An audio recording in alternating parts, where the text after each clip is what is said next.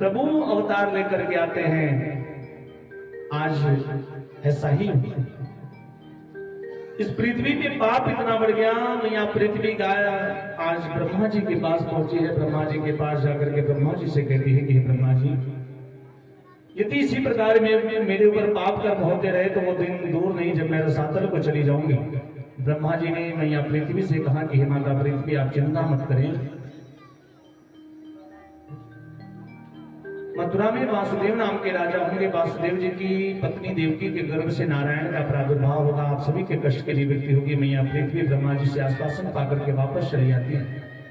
इधर मथुरा के एक बड़े यशस्वी राजा थे जिनका नाम था उग्रसेन जी महाराज। उग्रसेन जी महाराज को कोई पुत्र नहीं था। उग्रसेन जी महाराज ने ब्राह्मणों को बुला करके पुत्र का आदेश यज्ञ किया। यज्ञ के प्रभाव से उनकी पत्नी ने गर्भ को धारण किया। और सज्जनों, एक दिन की बात है, उनकी पत्नी अपनी सखियों के साथ में वन में विहार करने के लिए, वहां पर धूमिल नाम का एक राक्षस रहता था। उस राक्षस की छाया पड़ने के नाते उस बालक ने जब जन्म लिया तो महाराज उग्रसेन ने उस बालक की लगन पत्रिका ब्राह्मणों को बुलाकर के ब्राह्मणों से दिखाई कि महाराज ये बालक हमारे कुल के लिए कैसा रहेगा। ब्राह्मणों ने कहा कि ये महाराज, ये बालक आपके कुल का विनाश करने वाला है, इस बालक का त्याग कर दीजिए। महाराज उग्रसेन ने उस बालक को लता पत्रिकाओं में लपेट करके लकड़ी का बाक्स बनवाया। लकड़ी के बाक्स में रख करके यमुना में प्रवाहित कर दिया। उधर यमुना में स्नान कर रहे थे सूरसेन जी महाराज। सूरसेन जी के पुत्र का नाम है वासुदेव जी। सूरसेन जी ने उस लकड़ी के बाक्स को देखा, लेकर के अपने घर आए, बाक्स को खोला, उसमें से बड़ा सुंदर बालक निकला और उसी बालक का नाम कंस हुआ। सो कंस भी वासुदेव जी के साथ में पलने लगा। कंस जब बड़ा हुआ तो एक दिन नारद जी ने आकर के कंस से कहा कि कंस, तुम सूरसेन के पुत्र नहीं बल्कि मथुरा के महाराज उग्रसेन के पुत्र हो। और कंस को जब ये बात पता चली तो कंस रात्रि के समय अपने घर को छोड़ करके चला जाता है तपस्या करने के लिए। वहां जाकर के अनंत वर्षों तक भगवान शिव की तपस्या किया। एक दिन उसकी तपस्या से प्रसन्न होकर के भगवान शिव ने उसको वरदान दिया और साथ में कंस को एक धनुष दिया। बोले इस धनुष को लेकर के जाओ, जब तक ये धनुष तुम्हारे पास सुरक्षित है तुम्हें कोई मार नहीं सकता, और जो इस धनुष को तोड़ देगा वो तुम्हें छोड़ भी नहीं सकता है। कंस आने के बाद बड़े बड़े राक्षसों को अपनी सेना में सम्मिलित करता है। अघासुर, बकासुर, व्योमासुर, अधिष्ठासुर, नैनी केसी बड़े बड़े राक्षसों को मिलाकर के एक बहुत भारी फौज तैयार की और आज मथुरा पे आक्रमण कर देता है। उस समय मथुरा में उग्रसेन जी महाराज ब्राह्मणों के साथ बैठ करके यज्ञ कर रहे थे। कंस ने जाकर के यज्ञ को बीच में ही रोक दिया। सभी ब्राह्मणों को मारपीट करके वहां से भगा दिया। उग्रसेन जी ने कंस को डांट करके कहा, कंस क्या करते हो, ब्राह्मणों से क्षमा याचना करो, ब्राह्मणों से प्रार्थना करो। कंस ने कहा अभी बताता हूं। कंस बिल्कुल बदल गया सज्जनों। अपने पिता उग्रसेन जी महाराज को बंदी गृह में बंदी बना दिया। पूरे मथुरा में ये डुगडुगी लगवा दी कि तुम समस्त मथुरा वासियों का भगवान मैं हूं। अगर किसी को यज्ञ करना है तो वो विष्णु महायज्ञ नहीं बल्कि कंस महायज्ञ करो। अगर किसी को जप करना है तो कंसाय नमः का जप करो। सभी मथुरावासी भयभीत होकर के कंस महाराज की जय जयकार करने लगे। बोलो कंस महाराज की वाह, कंस महाराज की जय। मैं इसलिए बोला कि देख रहा था कि आप लोग कितने ध्यान से सुन रहे हैं। लेकिन जैसे आप लोग जय बोले हैं ना, ऐसे ही समस्त मथुरावासी भी कंस के भय के मारे भयभीत होकर के जय जयकार करने लगे।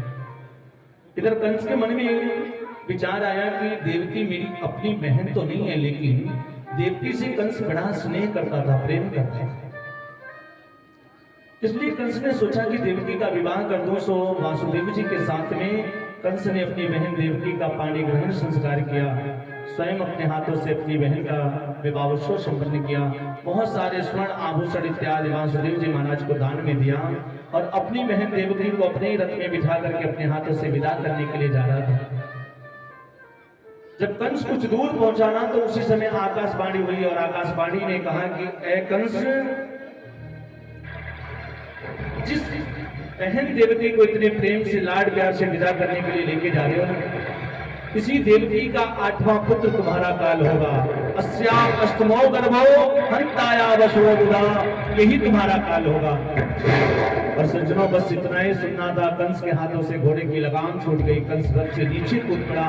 एक हाथ में नंगी तलवार लेकर के और दूसरे हाथ से देवकी का केस पकड़ करके जमीन में नीचे खींच लेता है और देवकी को मारने के लिए उतर हुआ।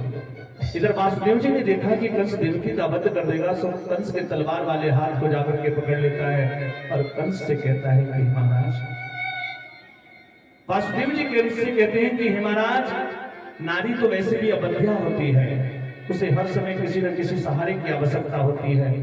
ऐसे में आपके जैसा पराक्रमी व्यक्ति एक निहत्था स्त्री का वध करेगा, आपके नाम पे कलंक लग जाएगा, दुनिया क्या कहेगी आपके बारे में।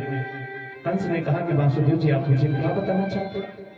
आप मुझे ये बताना चाहते हो कि अपने काल को जन्म देने वाली देवकी को जीवित छोड़ दो? वासुदेव जी ने कहा, आपको भय देवकी से है या देवकी के पुत्रों से? कंस ने कहा, देवकी के पुत्रों से। तब वासुदेव जी ने कहा कि मैं आपको वचन देता हूं, देवकी के जितने भी पुत्र होंगे उन सभी पुत्रों को लाकर के मैं आपको समर्पित कर दूंगा, लेकिन देवकी का वध मत करिए। कंस ने कहा, आप कहते हो तो मुझे विश्वास है, लेकिन जब तक देवकी के 8 पुत्र नहीं हो जाते, आपको और देवकी को मेरे वहां बंदी गृह में बंदी बन करके रहना पड़ेगा। कंस बिल्कुल बदल गया सज्जनों, देवकी बंदी और वासुदेव को बंदी गृह में बंदी बना करके डाल दिया। धीरे धीरे समय व्यतीत होने लगा। उस समय व्यतीत होने के बाद देवकी और वासुदेव के द्वारा प्रथम पुत्र ने जन्म लिया, जिस पुत्र का नाम है कीर्तिमान, और कीर्तिमान से लेकर के क्रमशः 6 पुत्रों का कंस ने वध कर दिया। 7वें पुत्र की बारी आ गई। और ये जो 7वां पुत्र है ना सज्जनों, यही बलराम जी हैं। जब 7वां पुत्र माता देवकी के गर्भ में आया ना, तो भगवान को थोड़ी चिंता हुई। भगवान ने सोचा कि कंस जैसे बालकों की जन्म की बात सुनता है, उनका वध करने के लिए चलाता है, इस बालक की रक्षा करनी है, क्या करें? सो योग माया को आदेश किया कि हे योग माया, देवकी के गर्भ में जो बालक पल रहा है ना, इस बालक को देवकी के गर्भ से खींच करके रोहिणी के गर्भ में स्थापित कर दो, और एक गर्भ से खींच करके दूसरे गर्भ में जाने के नाते इस बालक का नाम संकर्षण देव भी पड़ा है। बोल संकर्षण भगवान की जय। इधर कंस ने आकर के अपने सैनिकों से पूछा कि देवकी का 7वां पुत्र क्या हुआ? सैनिकों ने कहा कि महाराज, हमने सुना है कि देवकी का 7वां पुत्र गर्भ में ही नष्ट हो गया। उसका 7वां पुत्र गर्भ में ही नष्ट हो गया। कंस ने कहा, चलो अच्छा हुआ, मुझे मारना पड़ता सो स्वयं मर गया। आज धीरे धीरे 8वें पुत्र की बारी आ रही है। और ये जो 8वां पुत्र है ना, यही हमारे गोविंद है, जिसकी हम सभी को प्रतीक्षा है। इसी बालक की प्रतीक्षा है सभी। माता देवकी के गर्भ में जब 8वां पुत्र आया, तो योग माया ने आकर के ब्रह्मा जी से कहा कि हे ब्रह्मा जी, आज पूरे ब्रज की कमान मेरे हाथों में दे दो। धीरे धीरे वो सुंदर सा समय आ रहा है, भादो का महीना, अष्टमी तिथि, कृष्ण पक्ष, बुधवार दिन, रोहिणी नक्षत्र, रात्रि के ठीक 12 बजे। इधर कंस ने हजारों सैनिकों की व्यवस्था किया है कि अगर मेरा काल जन्म लेते भागने लगे तो आप लोग उसको पकड़ लेना। लेकिन पूरी ब्रजमंडल पे आज योग माया का पहरा है, सभी सैनिक गहरी नींद में सो रहे हैं। मध्य रात्रि का समय है, मंद मंद बारिश हो रही है, भादों की अंधियारी रात है, कृष्ण पक्ष का मंद मंद बारिश हो रही है, रात्रि के निश्चय बोल रहे हैं। और उसी समय मेरे ठाकुर जी का प्राकट्य हो रहा है। बोल बाल कृष्ण भगवान की जय। आज देवकी और वासुदेव का कारागृह देखते देखते प्रकाश से प्रकाशित होने लगा। मैया देवकी भगवान को बार बार ध्यान रहे। भगवान चतुर्भुज रूप धारण करके बड़ा सुंदर स्वरूप धारण किया है। गले में वैजंती की माला सुशोभित हो रही है, हाथ में शंख चक्र गदा पद्म धारण इत्यादि धारण किए हुए हैं। मैया ने पूछा कि आप कौन है? भगवान ने कहा कि मैं आपका पुत्र हूँ। माँ देवकी रुदन करने लगी और कहती है कि कहने के लिए तो मैं 7 पुत्रों की माँ हो गई, लेकिन मेरी ममता आज तक तरसती रही कि मैं अपने पुत्र को अपनी गोद में लेकर के थोड़ा लाड करूं, और आप भी आए हो तो इतने बड़े बन करके आए हो कि मैं आपको अपनी गोद में नहीं ले सकता। भगवान ने कहा कि माँ, अगर मैं छोटा हो गया ना तो मैं आप लोगों की रक्षा कंस से नहीं कर पाऊंगा, अभी तो मेरी रक्षा आपको करनी पड़ेगी। वासुदेव जी ने कहा, मैं आपकी रक्षा कैसे कर सकते हैं? हमारे हाथों में तो हथकड़ियां लगी हैं, पैरों में बेड़ियां लगी हैं, हम भला आपकी रक्षा कैसे कर पाएंगे? भगवान ने वासुदेव जी से कहा कि हे वासुदेव जी, व्यक्ति ये जीव आत्मा जब मेरी तरफ आगे बढ़ता है ना, तो मैं उसके जीवन के जितने भी बंधन हैं उन सभी बंधनों का नाश कर देता हूं, सभी बंधनों को काट देता हूं। आपने देखा होगा पहले जो रामायण की पुस्तक आती थी ना, तो पहले पृष्ठ पे भगवान के चरण बने रहते थे और उन चरणों में बहुत सारे अस्त्र शस्त्र बने हुए। पता है क्यों बनाया गया है? क्योंकि जब हम भगवान के चरणों का बार बार चिंतन करते हैं ना, तो ये संसार रूपी जितने भी बंधन हैं, भगवान उन शस्त्रों से बंधनों को काट देते हैं, माया के बंधनों को काट देते हैं। भगवान ने वासुदेव जी से कहा कि जीवात्मा जब मेरी तरफ आगे बढ़ता है तो मैं उसके सारे बंधनों को समाप्त कर देता हूँ। आप एक काम करिए, यहाँ से थोड़ी दूर पर गोकुल में नंद जी की भार्या ने एक बड़ी सुंदर कन्या को जन्म दिया है, आप मुझे ले जाकर के वहां रख दीजिए और वहां से उस कन्या को लेकर के यहाँ मथुरा में आ जाइए। वासुदेव जी जैसे ही आगे बढ़ते हैं, उनके हाथों की हथकड़ियां, पैरों की बेड़ियां सभी खुल जाते हैं। भगवान को अपने सर पे उठाया है। जिस कारागृह में कंस ने वासुदेव जी को बंद करके रखा था ना, सच उसमें 7 दरवाजे हैं, बड़े बड़े ताले लगे हैं। जैसे वासुदेव जी आगे बढ़ने लगे, सारे ताले अपने आप खुल जाते हैं। सभी सैनिक गहरी निद्रा में सो रहे हैं। वासुदेव जी भगवान को लेकर के आज मथुरा से गोकुल की तरफ प्रस्थान कर रहे हैं। इधर सज्जनों, जब आप मथुरा से गोकुल की तरफ जाओगे ना, तो रास्ते में बीच में जमुना पड़ती है। और इस समय तो वहां पुल बन गया है, लेकिन पहले लोग नाव से या पैदल ऐसे ही जाया करते थे। वासुदेव जी भगवान को लेकर के जब जमुना में प्रवेश कर रहे हैं, जमुना का जल घुटमन तक था, लेकिन देखते ही देखते जमुना का जल ऊपर की तरफ बढ़ने लगा। बढ़ते बढ़ते वासुदेव जी की पूरी दाढ़ी यमुना के जल में डूब गई। ये यमुना कौन है? ये यमुना भगवान की पत्नी है। भगवान ने पूछा, यमुना तो क्या कर रही है? यमुना ने जवाब दिया, प्रभु मुझे आपके मुख का दर्शन करना है, मैं देखना चाहती हूँ कि आप बाल रूप में कितने सुंदर हैं। भगवान ने कहा, दर्शन तो तब करोगे ना जब वासुदेव जी पूरी तरह से डूब जाएंगे, और यदि ये डूब गए तो मुझे फिर गोकुल लेकर के कौन जाएगा? भगवान ने अपने चरणों को नीचे की तरफ लटकाया है।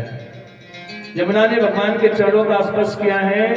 मार्गम ददाति सिंधुरे वशीयपते, यमुना ने भगवान को मार्ग दिया। वासुदेव जी भगवान को ले जाकर के नंद रानी के बगल में ले जाकर के वहां से उस कन्या को लेकर के वापस मथुरा में आते हैं। जैसे ही उस कारागृह में पहुंचे, हाथों में हथकड़ियां, पैरों में बेड़ियां लग गई, सारे ताले लग गए, सभी सैनिक जग गए। उस कन्या के रोने की आवाज सुनकर के सभी सैनिक भागने लगे। कंस के कानों में आवाज पहुंची। कंस भी दौड़ करके आता है, लाओ लाओ, कहाँ है मेरा काल? लाओ दिखाओ, कहाँ है मेरा काल? देवकी रो रही है और कहती है कि भैया ये कन्या भला आपका क्या काल हो सकती है, इसको तो छोड़ दीजिए, आपको क्या मारेगी? एक बार तो कंस के मन में इच्छा हुई कि चलो छोड़ देता हूं, लेकिन कंस के सैनिकों ने कहा, महाराज आपका काल बड़ा चतुर है, आपका काल जानता है कि महाराज कंस कन्याओं का वध नहीं करता, इसलिए वो पुत्र न बनकर के पुत्री बनकर के आया है। महाराज कंस ने कहा, तुम ठीक कहते हो, और देवकी के हाथ से खींच करके उस कन्या को जैसी जमीन पे पटक करके मारना चाहता था, वो कन्या अदृश्य हो गई। ऊपर जाकर के अष्टभुजी रूप धारण करके बड़ी जोर से अट्टहास करती हुई बोली, ऐ कंस, तू क्या मारेगा मुझे? तुझे मारने वाला तेरा काल इस ब्रज मंडल में उतार ले चुका है। कंस ने कहा, देवी इतना बता दिया तो ये भी बताओ ना, मेरा काल किसके वहां उतार लेकर के आया? बोले, ये नहीं बताऊंगा, बस ये समझ लो कि तुम्हें मारने वाला तुम्हारा काल इस ब्रज मंडल में उतार दे चुका है। और इतना कहकर के वो कन्या अदृश्य हो गई सज्जनों। और वही कन्या विंध्याचल में जाकर के विंध्याचली देवी के नाम से विख्यात हुई। बोल विंध्याचली मैया की जय। ये तो रही मथुरा की बात सच। अब हम लोग गोकुल में पहुंचेंगे, जहां हम सभी को नंदोत्सव मनाना है। नंद बाबा कोई छोटे मोटे राजा नहीं है सज्जनों, बल्कि पूरे ब्रज के राजा है। बोलिए नंद के लाला की जय। नंद बाबा ब्रज के राजा है। नंद बाबा के घर लाला ना भयो। नंद बाबा 75 वर्ष के हो गए, लेकिन लाला ना भयो। एक दिन सांडिल्य मुनि से बोले कि महाराज मैं 75 वर्ष को हो गो, लाला आज तक ना भयो। सांडिल्य मुनि ने कहा, जामे कौन सी बड़ी बात है महाराज, एक काम करो, ब्राह्मणों को बुला करके चकाचक घुटवा दो सोई लालू से। चकाचक घुटवाने का मतलब समझते हैं आप? चकाचक घुटवाने का मतलब है कि ब्राह्मणों को बुला के सुंदर सुंदर भोजन करना। आज भी हमारे वृंदावन में जिस दिन आश्रम में बढ़िया तस्मई खीर पूरी सब बनता है ना, तो लोग कहते हैं, संत लोग कहते हैं, आज तो सब चकाचक। नंद बाबा ने कहा, महाराज जामे कौन सी बड़ी बात है, जब इच्छा हो चले जाओ। सांडिल्य मुनि आते हैं, आकर के ब्राह्मणों के साथ में नंद बाबा के वहां पुत्र कामेष्टि यज्ञ किया और नंद बाबा को संतान गोपाल मंत्र बताया। बोले कि महाराज इस मंत्र का जप करना और इस मंत्र के प्रभाव से आपको पुत्र की प्राप्ति हो जाएगी। नंद बाबा जमुना में स्नान करने के लिए जाते हैं ना, मंत्र भूल गए, संतान गोपाल मंत्र भूल गया और मंत्र की जगह पे कुछ और ही जप करने लगे। पता है क्या जप कर रहे हैं? अभी तो भयो ना आगे को पतो ना, अभी तो भयो ना आगे को पतो ना, यही जप करने लगे। अभी तो हुआ नहीं आगे का कुछ भी। अच्छा एक बात बताइए आप लोग, हमारे घर में जब बेटा या बेटी पैदा होती है तो सबसे ज्यादा खुशी किसको होती है?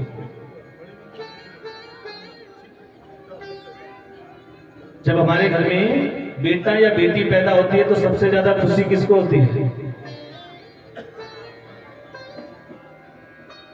भैया से पूछिए, यही बताएंगे। और अगर गलत आंसर दिया ना तो 1000 रुपया फाइन लगाऊंगा। घर में बेटा या बेटी पैदा होती है तो सबसे ज्यादा खुशी किसको होती है? आपको, दादा को बताएं। ये दुर्गेश भैया आप बताइए, घर में बेटा बेटी पैदा होगा तो सबसे ज्यादा खुशी किसको होती है? मम्मी को, पापा को, दादा को, दादी को? मैं ये पूछ रहा हूँ। पापा को 1000 आप और 1000 आप, 2000 रुपया हो गया। चलो एक दो लोग ऐसे और मिल रहे हैं तो वृंदावन जाने का किराए की व्यवस्था हो जाए। भाभी जी भी कुछ बताने जा रही है, बताइए, आप ही बताइए। ठीक है, 1000 आपका भी हो गया। माँ को अब 1500 हो गया। एक बार जोर से जयकारा लगाइए, मैं बताता हूँ किसको। बोल वृंदावन बिहारी लाल की जय। सबसे ज्यादा खुशी बुआ लोगों को होती है क्योंकि कुछ लेना रहता है। नंद बाबा की भी 2 बहनें, एक का नाम है नंदा, दूसरी का नाम है सुनंदा। जब इनको पता चला कि नंद रानी को, भाभी को बेटा होने वाला है तो 3 महीना पहले से आके खूब सेवा कर रही है। पता है क्यों? इनकी नजर नंद रानी के गले में जो 9 लखा हार है ना, इसी पे। भाभी को अगर बेटा हो गया ना तो 9 लखा हार पक्का। आज सुबह सुबह का समय सच में सुनंदा ने सोचा रोज भाभी जल्दी उठ जाती थी, आज तो इतना देर हो गया, क्यों अभी तक सो रही है? चलो चल करके देखती हूँ। जैसे ही नंद रानी के महल का दरवाजा खोला, देखती क्या है कि भाभी के बगल में एक छोटा सा बालक लेटा है, लेकिन उस बालक के ऊपर ना बिल्कुल पतली सी झीनी झीनी सी चादर पड़ी थी। तो दूर से पता नहीं लग रहा था वो लाला है कि लाली है। सुनंदा ने जैसे देखा ना, एक सांस में 21 बार भगवान का नाम लिया, हरि शरणम हरि शरणम हरि शरणम। हे भगवान, आपकी कृपा से भाभी के बगल में जो लेटा है ना, ये लाला ही हो, क्योंकि अगर गलती से कहीं लाली हो गई ना तो नेक कैंसिल हो जाएगा। और होता भी ऐसा है, अगर किसी के घर बेटा पैदा हो जाए तो खूब महंगी वाली मिठाई मंगाएंगे, पूरे गांव में बैठाएंगे, लोग कहेंगे उनके यहाँ जाए कि नहीं। 6 महीना से उनके यहाँ से बोला चली नहीं खेला, उनके यहाँ दिया जाएगी ना, बांट दो बेटा भाई तो मन करी खइया चाहे फिर भेज दो। और गलती से कहीं अगर बेटी हो गई, ऐसे मुंह लटका के बैठेंगे, बगल वाले को भी नहीं पता चले। और कहीं आपने जबरदस्ती जाके पूछ लिया, भैया गए थे आप लोग, क्या हुआ? पता है क्या कहें? अरे 2 जनी पहले सुरभी गोरी आफत कान का हंसी। बेटा पैदा होगा ना तो ऑर्केस्ट्रा करवाएंगे, बैंड बाजा बजवाएंगे। और बेटी पैदा हो गई तो महाराज सत्यनारायण भगवान की कथा माशा कौन था क्यों बोलोगे? पता है कि नहीं होता? लेकिन मैं आप लोग को एक बात बताऊं, एक बात बताऊं आप लोग को, बिल्कुल फिक्स बात बता रहा हूं। उत्सव तो हम लोग मनाएंगे, 5 मिनट का समय लूंगा आप लोग से। इस संसार में सज्जनों बेटा भाग्य से पैदा होता है, बेटा भाग्य से पैदा होता है, लेकिन बेटियां सौभाग्य से पैदा हुआ करती हैं। और भगवान सबको बेटी नहीं देते, सबके घर में बेटियां नहीं होती। बहुत सारे ऐसे लोग हम लोग को मिलते हैं, कहते हैं महाराज 4 बेटे हमारे, हम सोचते रह गए कि 1 बेटी हो जाती है। भगवान सबके घर में बेटी देता ही नहीं है। बेटी उसी के घर में देता है, उसी को देता है जो पिता एक बेटी को पालने की हैसियत रखता है, जो अपने बेटी की रक्षा कर सकता है, अपनी बेटी को पाल सकता है। और सत्य कहता हूं, जिस घर में बेटियां नहीं होती है ना, वो घर सोना हो जाता है। आप महसूस करिएगा जिस घर में बेटे बेटी हों। एक बात और बताओ, अगर आपके घर में बेटी है ना, तो बेटी को सबसे ज्यादा प्यार कौन करता है? किसी भी छोटी सी बच्ची से पूछ लीजिए, पता है वो क्या कहेगी? अपने पापा का नाम है। बेटी को सबसे ज्यादा प्रेम उसका पिता करता है और बेटे को उसकी मां करती है। मां तो बेटी को देखती है ना तो कहती है क्या, खाना बनवाए तो से चूल्हे को तवाए। लेकिन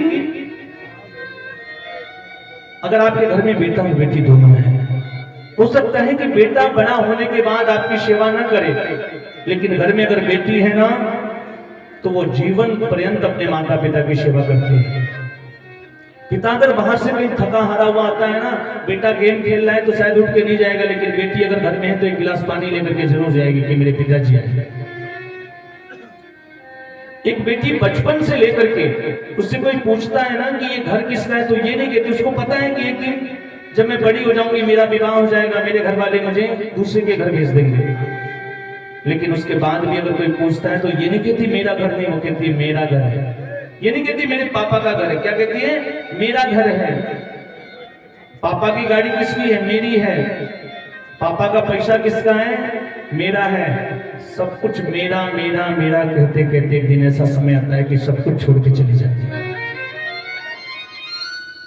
सत्य कह रहा हूं, बेटा और बेटी में जो लोग भेद मानते हैं, अक्सर मैं अपनी हर कथा में बोलता हूं इस बात।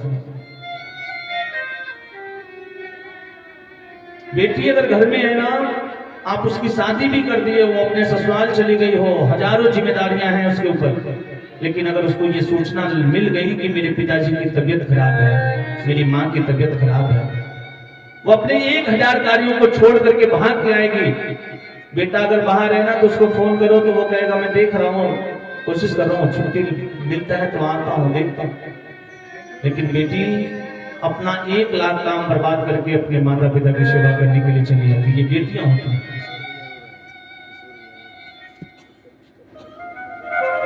और देखिए, मैं ये बात किसी को रुलाने के लिए नहीं कह रहा हूं, कोई भी अपने दिल पे ना ले ये बात। हमारे जो किशोर भैया हैं, भगवान ने इनको भी एक बेटी दिया है, अभी मात्र 2.5-3 साल की है, और वो रोज वीडियो कॉल पे बात करते हैं। आज भी कह रही थी कब आओगे, ये बोले 2-3 दिन, तो बोले 2-3 दिन के बाद आओगे, आज क्यों नहीं आओगे? तो थोड़े उदास हो गए। लेकिन मैं आपको बता रहा हूं कि बेटा भाग्य से पैदा होता है और बेटियां सौभाग्य से पैदा होती हैं। सज्जनों, हर माँ की कोई ना कोई बेटी होती है, और बेटी का जो अस्तित्व है ना, जब वो छोटी रहती है, हर पिता सोचता है कि अपनी बेटी को सुंदर सा घुंघरू पहनाऊंगा, पायल पहनाऊंगा, और वो पहन करके जब अपने घर के आंगन में चलती है ना, उस घुंघरू से जब आवाज निकलती है और पिता के कानों में टकराती है, उस पिता को जो खुशी मिलती है सज्जनों, वो व्यक्त नहीं किया जा सकता।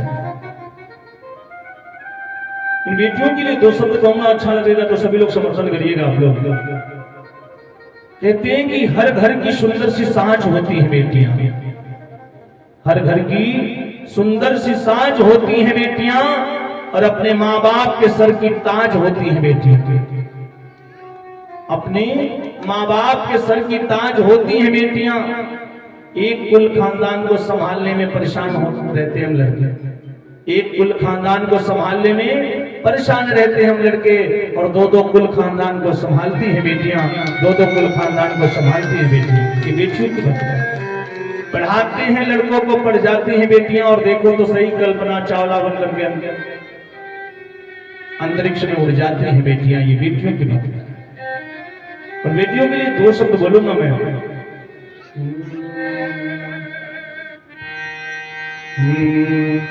क्यों बेटियों को बाबा ये मिलती सजा है, बेटी बन के जन्मी तो मेरी क्या खता है।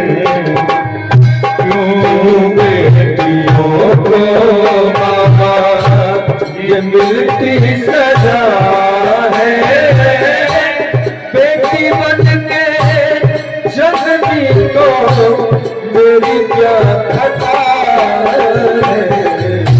क्यों बेटियों को बाबा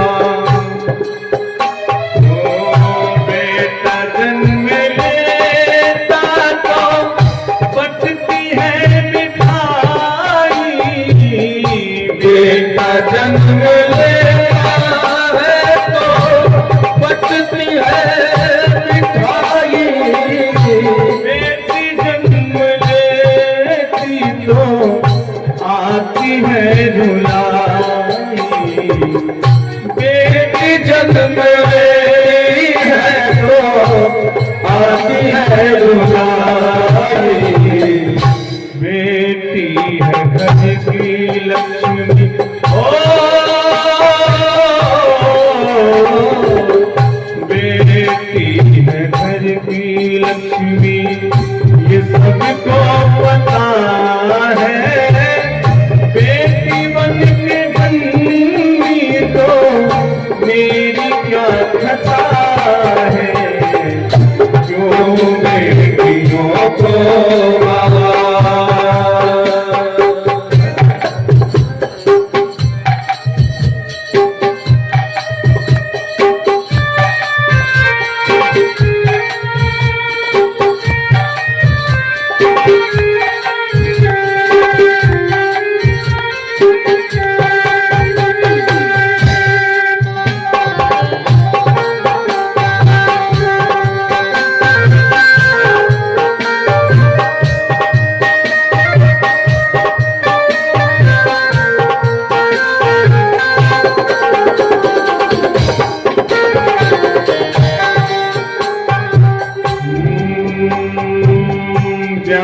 करके तेरी कर देते हैं विदाई, ब्याह करके तेरी सब कर देते हैं विदाई, बाबुल का अंगना छुपे होती है पराई, ओ बाबुल का अंगना छुपे होती है पराई, अपनों से बिछड़ कर ओ अपनों से बिछड़ कर दिल मेरा तड़पता है। बेटी बन के जन्मी तो मेरी क्या खता है, बेटियों को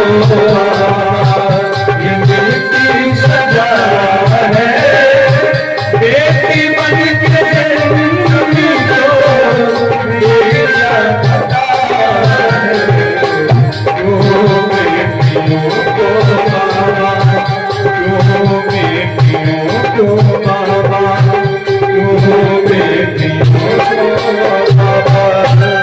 बोल राधे कृष्ण भगवान की जय। सजनों, सुनंदा ने 21 बार भगवान का नाम लिया और जैसे जाकर के चादर को हटाया ना, देखिए कि भाभी के बगल में लाला सोता है। खुशी के मारे नाचने लगी, दौड़ते दौड़ते गई नंद बाबा के पास, भैया भैया भैया। नंद बाबा ने कहा बताया कि भाग्यवान हुआ क्या है, क्यों चिल्ला रही है। सुनंदा ने कहा भैया आपने जो ब्राह्मण जिवाए, आपने जो यज्ञ की हुआ को फल परमात्मा ने दिया, आपको लाला भयो है। जैसे ही नंद बाबा को ये बात पता चली ना, नंद बाबा अपने गले में जो मोती की माला पहने थे ना, तुरंत सुनंदा को दी। आज जमुना में 108 डुबकी लगाई है, बड़ा सुंदर श्रृंगार किया नंद बाबा ने, बगलबंदी पहना, सर पे टोपी पगड़ी बांधी है, माथे पे थापक हुआ चंदन लगाया है, हाथ में लाठी लिया, आंखों में काजल लगाया और ब्रजवासियों से कहते लाइयो छोरा दर्पण देखो तो सही, आज मैं दूल्हा लगता हूँ कि नहीं लगता। बिल्कुल दूल्हे की तरह श्रृंगार किया। नंद बाबा ने जाकर के समस्त ब्रजवासी भाइयों को सूचना दिया कि आज लाला भयो है। धीरे धीरे ये समाचार पूरे ब्रज में फैल गया। शिक्षण आज जितने भी ब्रज के लोग हैं, ब्रजवासी लोग हैं, जो माताएं हैं, जो युवतियां हैं, जो गोपवाल हैं, सभी लोग सुंदर सुंदर श्रृंगार कर रहे हैं। पूरे ब्रज की जितनी भी माताएं थी ना, सबने आज 16 प्रकार का श्रृंगार किया। माताओं का श्रृंगार कितना होता है? 16। तो 16 श्रृंगार का नाम किसी को पता है? कहते हैं ना, 16 श्रृंगार हुआ है, गौरा क्या है बाकी। सबने 16 प्रकार का श्रृंगार किया। कभी समय मिलेगा तो बताऊंगा।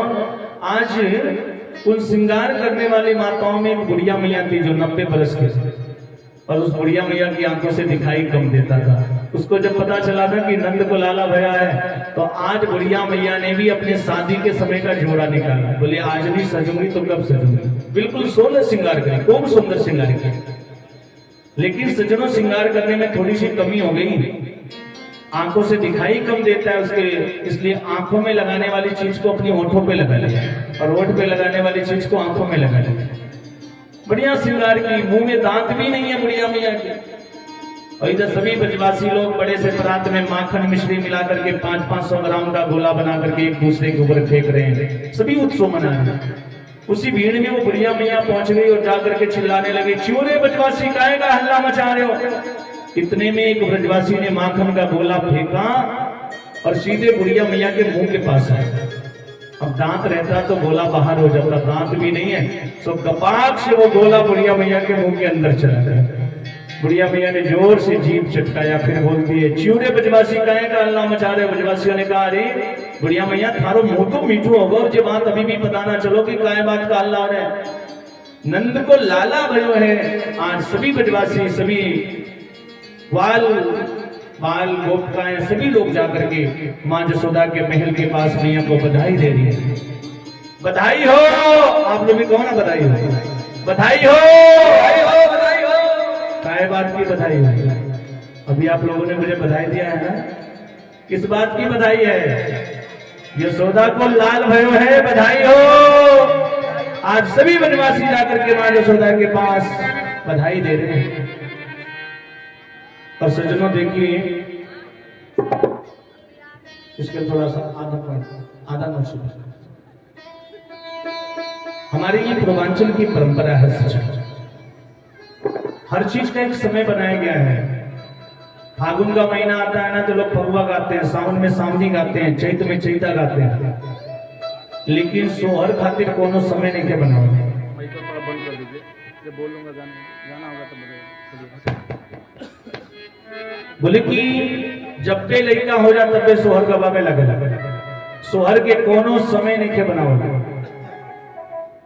सोहर के लिए कोई समय का बाउंडेशन नहीं है, लेकिन सुअर के लिए एक बाउंडेशन है। पता है क्या? पूछिए आप लोग तो बताऊंगा। सोहर के लिए एक बाउंडेशन है, वो बिना मोहर के सोहर अच्छा नहीं लगता, वो बिना मोहर के सोहर अच्छा नहीं लगता,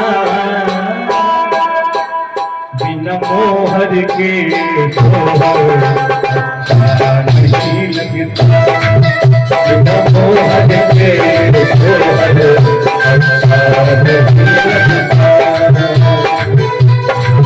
बिना मोहर के सोहर अच्छा नहीं लगता, बिना मोहर के सोहर अच्छा नहीं लगता। एक बार सभी लोग दोनों हाथ ऊपर उठाइए, अगर मैं सही कह रहा हूं तो ताली बजा के कहिएगा। वो बिना मोहर के सोहर अच्छा नहीं लगता, बिना मोहर के सोहर अच्छा नहीं लगता, मोहर के सोहर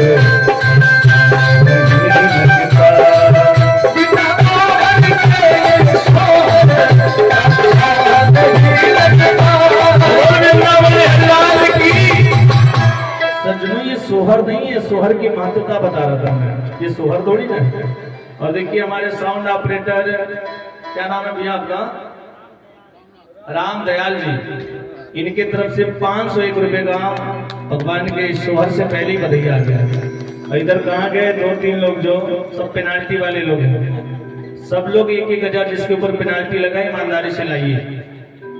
अभी सोहर इतने VIP पवरिया लोग आए हैं, और देखिए हमारे बगल में भी सब इंटरनेशनल पवरिया है। बोल वृंदावन बिहारी लाल की जय।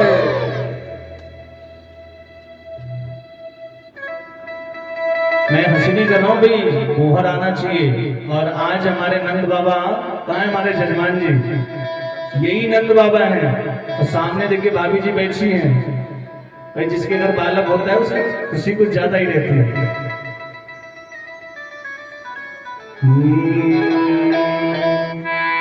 अरे दुवरा पे बाजला बधाई, अंगनवा उठे सोहर हो।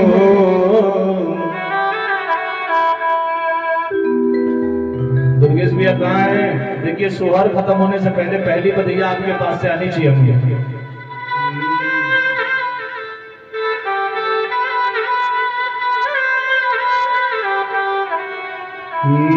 दुवरा पे बाजला बधाई, अंगनवा उठे सोहर हो।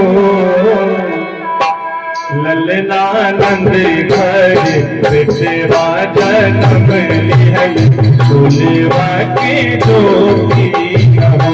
ललनानंद घर बेटवा जन्म लिहल, फूलवा के देखिए बधैया देने के डर के मारे आप लोग शादी तो बधाइए दीजिएगा या मत दीजिएगा, ठाकुर जी को देंगे।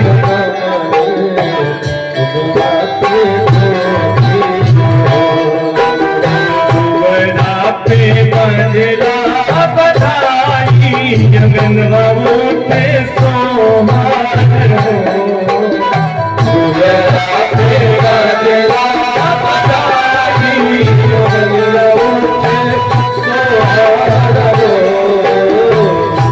ललनानंद घर बेटवा जन्म लिहल, फूलवा की जोगी हो। ललनानंद घर बेटवा जन्म लिहल, फूलवा की जोगी हो।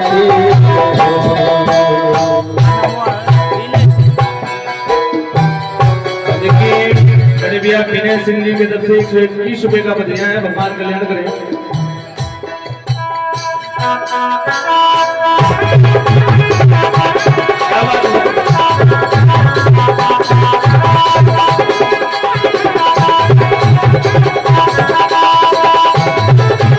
देखिए छोटी सी बिटिया, क्या नाम है इसका? आदिति। आदिति बिटिया की तरफ से 501 रुपए का बधिया आया है। हनुमंत लाल जी महाराज की कृपा हो, परिवार में मंगल हो। 1000 वाले थे आप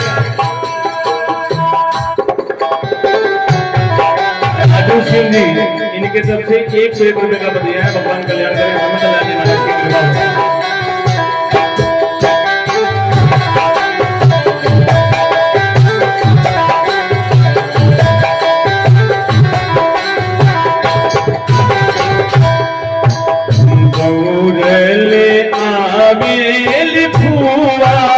गोदिया उठावेली, गोदिया उठावेली,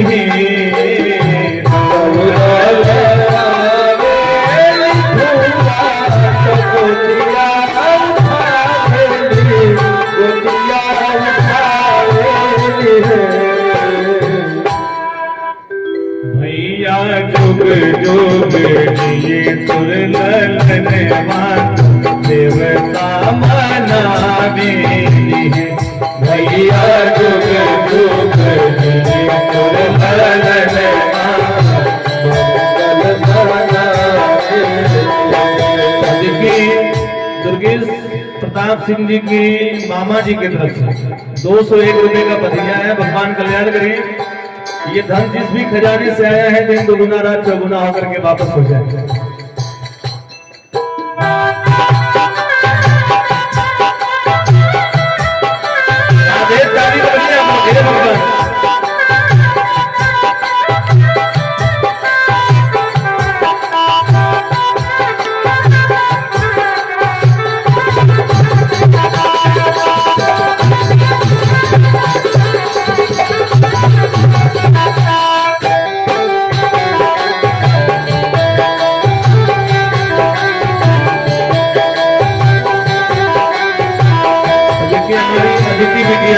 बिल्कुल परी लग रही है, नजर ना लगे किसी की। एक बार जोरदार ताली बजाइए आप लोग इसके लिए।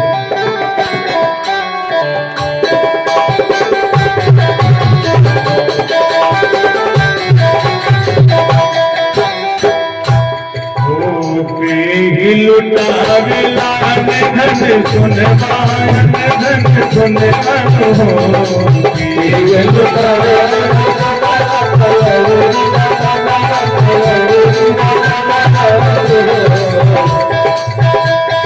देखिए हमारे इस यज्ञ के मुख्य जजमान श्री जितेंद्र प्रताप सिंह जी की तरफ से 2100 रुपए का बधाइयां एक बार जोरदार ताली बजाइए ठाकुर जी के चरणों में। हनुमंत लाल जी महाराज की कृपा हो, परिवार का मंगल हो। लुटावेला धन सुनवान धन सुनवान हो लुटावे बेनु गैया तेरी चमन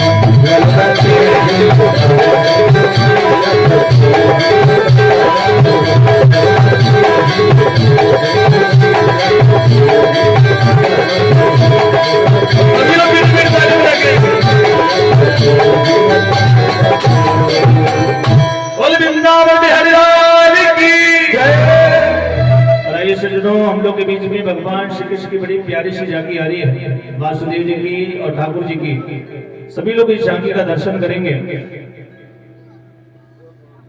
उसके बाद ठाकुर जी के आने के बाद हम लोग बधैया करेंगे।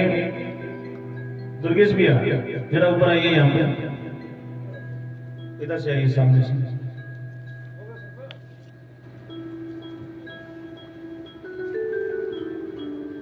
शिवम मिश्रा जी हमारे आचार्य जी, अगर मेरी आवाज सुन रहे हो बजा रहे हैं सभी लोगों को दे दीजिए। नहीं वो तो हम दे रहे हैं, अरे हम दे रहे हैं। बोल वृंदावन बिहारी लाल की जय।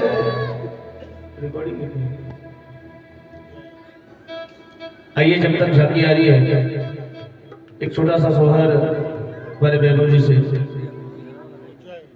अच्छा देखिए, एक बार सभी लोग खड़े हो जाइए। शिव जी 5 मिनट रोक दीजिएगा।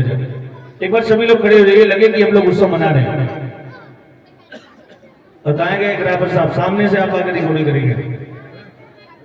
देखिए, ये जो सोहर मैंने आप लोगों को सुनाया ना, ये सोहर अपने यहाँ इधर गोरखपुर में पूर्वांचल में लोग ऐसे सोहर गाते हैं, लेकिन थोड़ा और इधर पूरब की तरफ बढ़ेंगे ना, बिहार साइड में,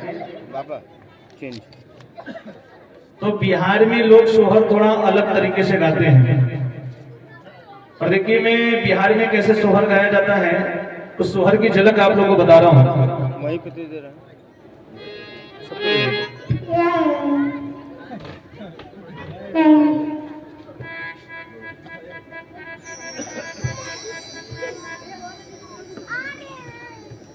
बोल वृंदावन बिहारी लाल की जय।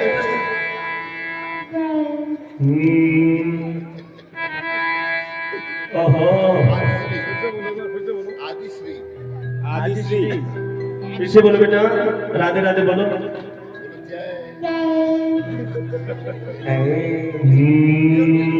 इसके पे बोल रही है। अरे कहवा से आवेला पियरिया, पियरिया लागल गजमती ललना। अरे कहवा से आवेला पियरिया, पियरिया लागल गजमती ललना। और सभी लोग ताली बजा के, जिसको नहीं नाचना आता होगा ना, अपनी जगह पे खड़े खड़े घूम लेंगे। जैसे मंदिर में हम लोग परिक्रमा करते हैं ना, ऐसे घूम जाइएगा अपनी जगह पे। अरे कहवा से आवेला पियरिया, पियरिया लागल गजमती ललना। ललना कहवा से आवे लात मोरवा से मोरवा भर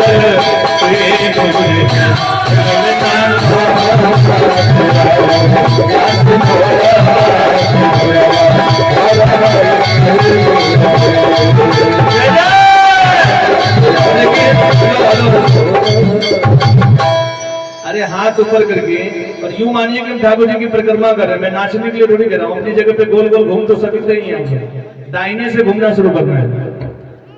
ललना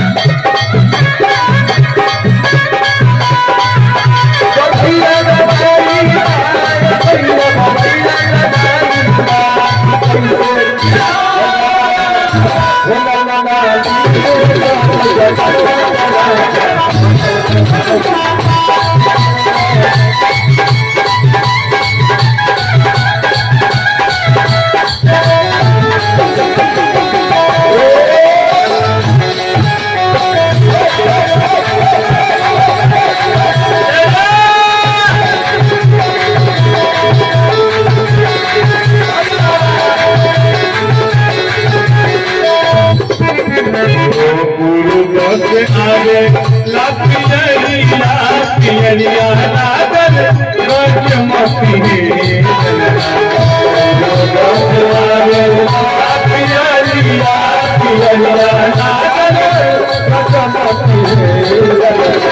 अच्छा ये बताइए, मैं आप लोग एक बात बता रहा हूँ, नाचना तो हर व्यक्ति को पड़ता है सज्जनों, या तो वो भगवान के दरबार में नाच ले, और जो भगवान के दरबार में नहीं नाचता ना, भगवान उसको इस 84 में नचाना शुरू कर देता है। तो आप सोचिए 84 में नाचना बढ़िया है या भगवान के दरबार में नाचना बढ़िया है? कितने लोग तो बैंड बाजे में नाचते हैं ना, तो पैरे पे एकदम अंगूठा फोड़ देंगे, और ठाकुर जी के सामने जो एक बार नाच लेता है ना, भगवान उसको इस संसार में कभी नाचने नहीं देता है। इसलिए अरे पूर्व से आगे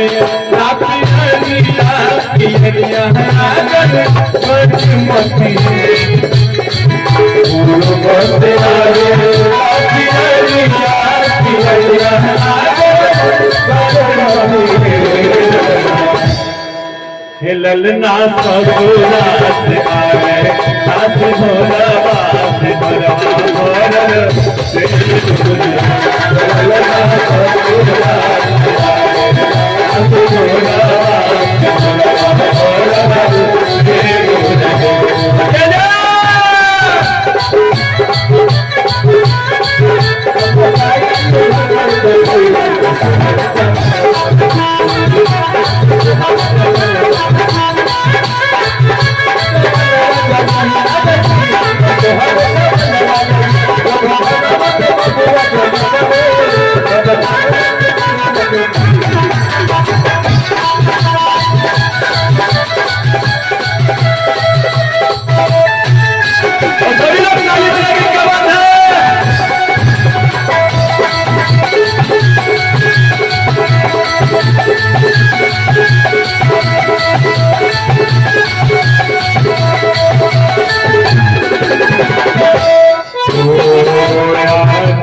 दिल सुभावन रतिया लुभावन लागे हो, दिल सुभावन रतिया लुभावन लागे हो। सुनिए भैया, इन बच्चों को पीछे करिए। माता जी लोग, इतने बड़े ग्राम सभा में कोई भगवान का ऐसा भक्त नहीं है। गोकुल में भगवान का उत्सव मनाया जा रहा था, तो गोकुलवासी कई महीनों तक नृत्य करते रहे, और 5 लोग भी ऐसे नहीं है माता जी लोग जो नाच सके। हे भगवान, हे ठाकुर, मैं देखूं या ना देखूं, लेकिन आप जरूर देखना। अरे आजू के दिन रतिया लुभावन लागे हो,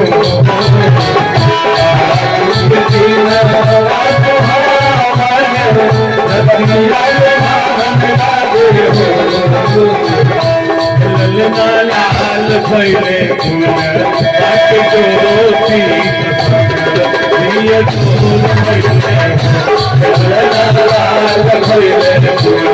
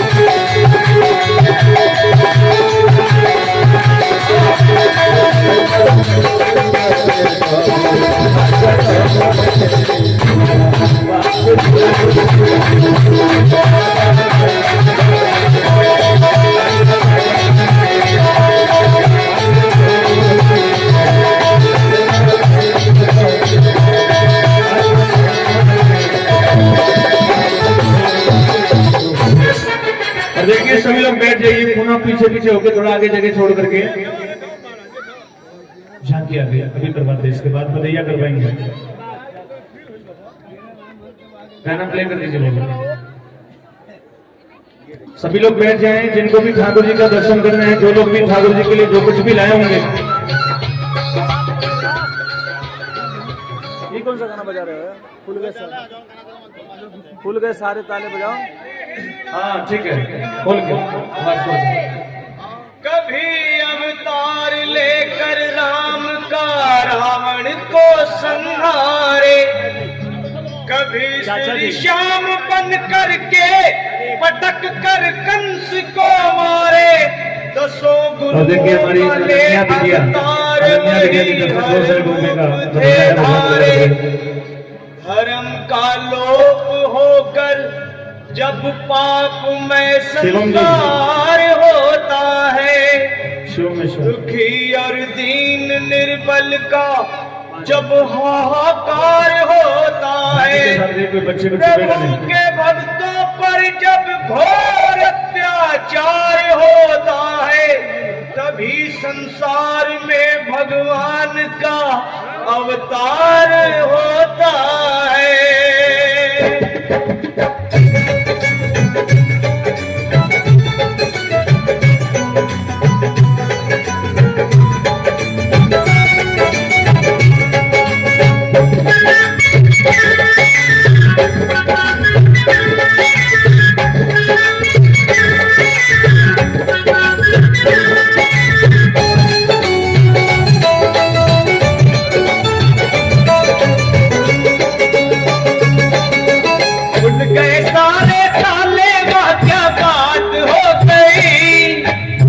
गए सारे ताले, क्या बात हो गई? जब से जन्मे कन्हैया करामात, जन्मे कन्हैया करामात हो गई। आंगन घोर अंधेरा कैसी रात हो गई, आंगन घोर अंधेरा कैसी रात हो गई। जब से जन्मे कन्हैया करामात हो गई, जब से जन्मे कन्हैया करामात हो गई। खुल गए सारे ताले, वह क्या बात हो गई? खुल गए सारे ताले, वह क्या बात हो गई? जब से जन्मे कन्हैया करामात हो गई, जब से जन्मे कन्हैया करामात हो गई।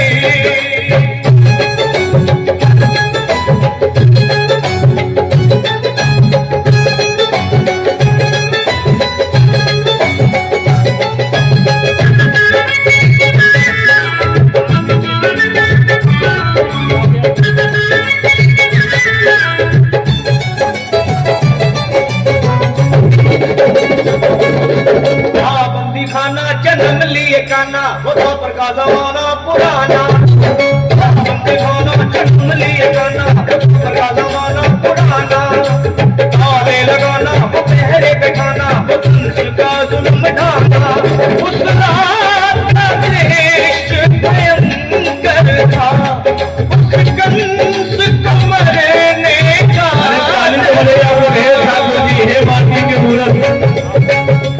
बादल छाए उमड़ाए बरसात हो गई।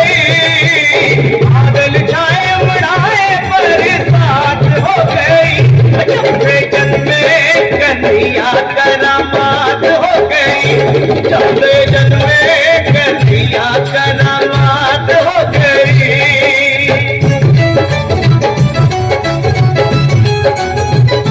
राधे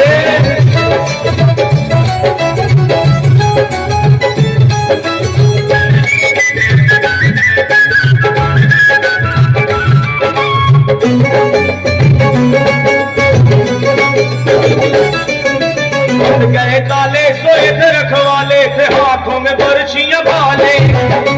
गए ताले सोए थे रखवाले थे, हाथों में बरछियां भाले। वो दिल के काले पड़े थे माले, वो काल के हाथ